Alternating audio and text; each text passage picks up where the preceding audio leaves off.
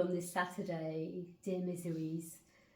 This is Claudia Manchanda, herbalist, and I'm giving my 2p worth to the session today to think about 1 year of the increased genocidal military attacks in Gaza and beyond by the Zionist white supremacist state, and just think about ways as here in London and around the world witnessing it, and to think about intentionality rather than just having emotional responses all the time, although emotional dysregulation is, to be expected when we're witnessing genocide. Also to remember that there are horrors going around the world, and even with the situation in Palestine and Israel, often black people are erased from the equation, as is happening in Lebanon right now, where people are being abandoned on the streets. And to also just be mindful of being holistic in all of our anti-oppressive struggles, and also balancing our own well-being within that. Grief is something that happens to all of us. We all experience loss, and it's an intense feeling of sadness, hopelessness. It manifests differently with everybody, and the kind of medical model version of grief is that there are 5 stages: denial, anger, bargaining, depression, and acceptance.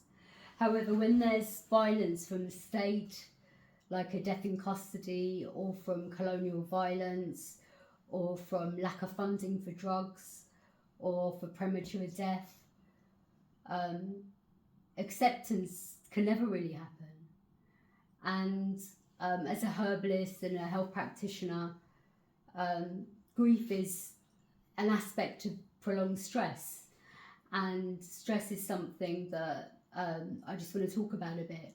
And when we're stressed in our bodies, it manifests in different ways with different people, and stress can often create blockages, which often in medicine systems is called stagnation. And the important way to deal with stress is to try and release the stagnation, and also try and stress alleviate in our daily life.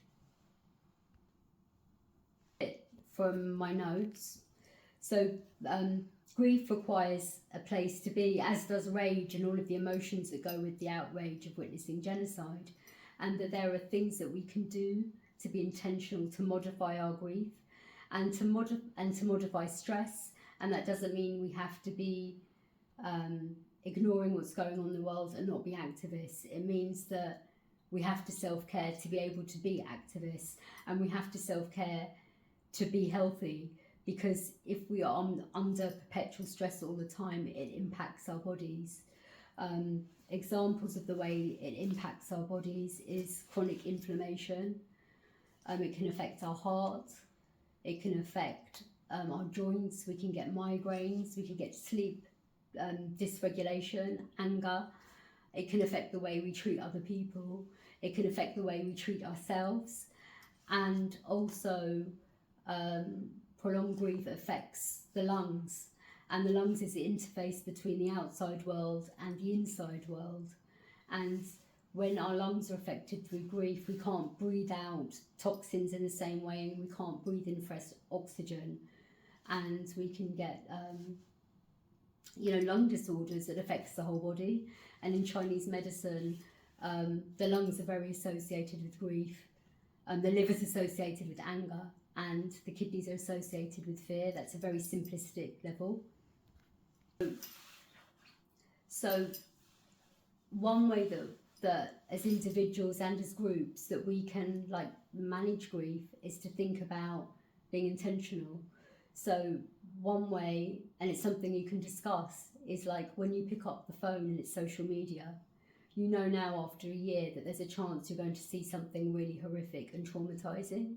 So maybe work out a time when you're going to look at the phone and be mindful that you might see something upsetting, and pace yourself with that. Other ways of trying to get your chi flowing and to stop stagnation could be doing something like qigong or meditation. It could be a talk therapy or talking to other friends or going to a space like Misery. It could be grounding, like putting your feet on the bare ground or being in nature. It could be acupuncture. It could be kickboxing. If you're like me, it could be just screaming and punching things because I have so much rage. It could be screaming in the woods. It could be writing or painting.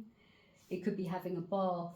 We're water beings and we're made of water, and moving water can carry away a lot of our negative emotions.